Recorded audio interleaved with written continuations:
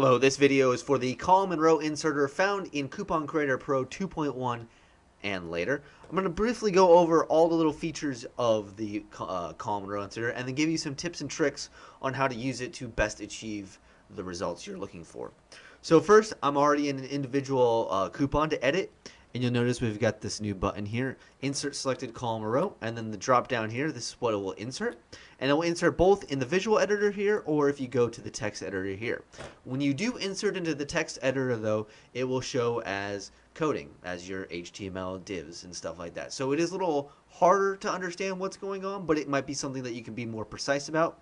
One thing to note though, when you do insert into the text editor, it always inserts the end of the text editor, not where the cursor is actually located. So you might have to use some copy and pasting to get everything correct.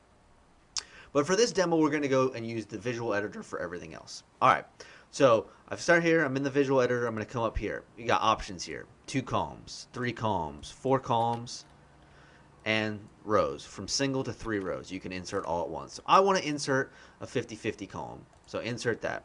First thing you'll notice, we got a border here. This border only shows in the admin. It is not for the front end of the site. This is just for your reference. It's also got some filler content in here that you can delete and add in later, but this is so that you can see what's already in there, and so the divs show correctly when they're inserted. Next, you'll notice right here we've got the cursor going right here. That's important because sometimes it's difficult to get there. So the first tip I have for you is it's best to put in all your columns and rows first and then start entering your content. So let's do that. I'm going to enter a single row next, insert, and then I'm going to go enter 4 columns here. Alright, so I've got this. So maybe out of this, and then I decide, well, you know what, maybe 4 columns isn't going to work for this one. I actually want to just do 3 columns. Control Z or Command Z is your friend to undo what you just did. So I'll do that. It actually took out the single column, single row. Sometimes it does that, sometimes it doesn't.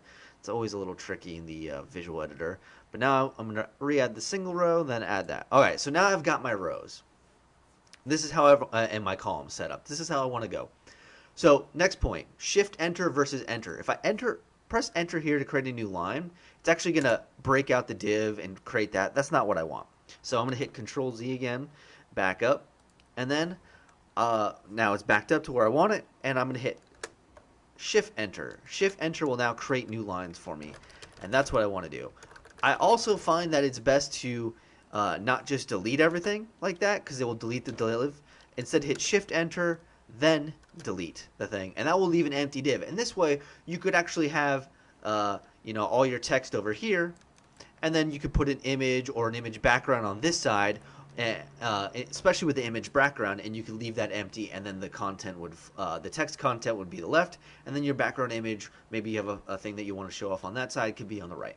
Or you could vice versa, or any different way you want to do it. So that's those two. You can copy and paste any content in here. I find it's best not to select and copy and paste. I find it's best to just put the cursor in, copy in, and then delete what's already existing. Otherwise, it might break out these divs. And when you're copying and pasting, it's best to use Control-Shift-V or Command-Shift-V so that you don't paste with any of the styling elements attached, because that also can really break out these column divs as well. So let's do those two. I'm going to actually insert an image right now and show you what I do. I usually don't highlight the image, the text I want to replace. I just go to the next, go here, add an image, insert image. There we go. And now I'm hitting backspace. All right, and you'll notice the image here is proportional, and it will fit inside the column, and that's going to be for all the images in each of these columns. It will go max width, height is auto, and then it will fit inside, so it will not overflow over a column. So you can add images to any of those things. So that's like a brief overview of what this does, and then you can use any combination of these things that you like. One more point to point out is WP as AutoP. And it relates to this, and especially for this new line that I put in here. So what that thing is, does is it adds, it's a filter, and it adds p tags, which help make things form new lines. And so by default, the coupon creator on the options page has this option here, and it's checked to remove it. It's checked to remove it because the coupon creator never had it before. So to keep the styling consistent with what you already have, I've put that there. Now, with that on, if you go here to another coupon, You'll notice I have Coupon Creator on 2 lines here, and then this is on 1 line over here. Well, without WP Auto P filtering, it's going to look like this. It's actually just 1 line on the front end. Now, if I come back and disable this, now the WP Auto P filter is running. If I come and reload, it will actually show on 2 lines. So that's it. That is the columns and rows inserted on a little bit about WP Auto P for the Coupon Creator Pro. If you have any comments, concerns, or questions, you can always reach us out on CouponCreatorPlugin.com. Thanks and enjoy. Find more video guides for Coupon Creator Pro at CouponCreatorPlugin.com.